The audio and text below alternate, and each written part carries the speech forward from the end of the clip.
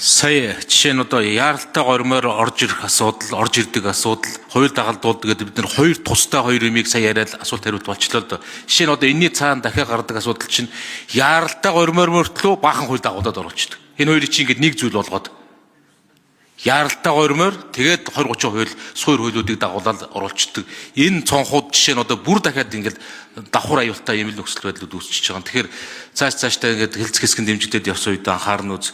Яг энэ хуулийн асуудал дээр гэхэд бас нэлээд хуульчдыг оролцуулсан тэр их хурлын ажлын хэсгээс гадна дэд ажлын хэсэгт бас мэргэжлийн хүмүүсийг сайн оролцуулж ярилцвал илүү тийм зөв зүйтэй байхаа бас янз бүрийн одоо манай бүлгийн зөвлөхүүдээс ч гэсэн энэ дээр тодорхой маш олон саналууд ингэж хэлж байгаа зүйлүүд их гардаг. Тэгэхээр дэд ажлын хэсгээр бас анхаарч мэргэжлүүдийг хамруулж өгөхийг хүсье.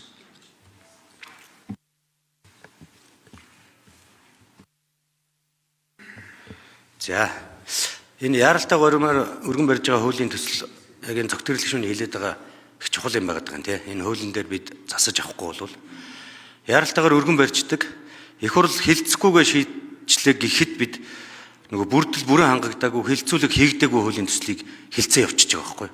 Яаралтайгаар хилцүүл тэр нь болоо явцдаг нэг ийм хийдэл маягтай зүйл бол одоо бодиттой бий болцсон байлээ. Тэгэхээр энийг бас засахын зөвөө гэж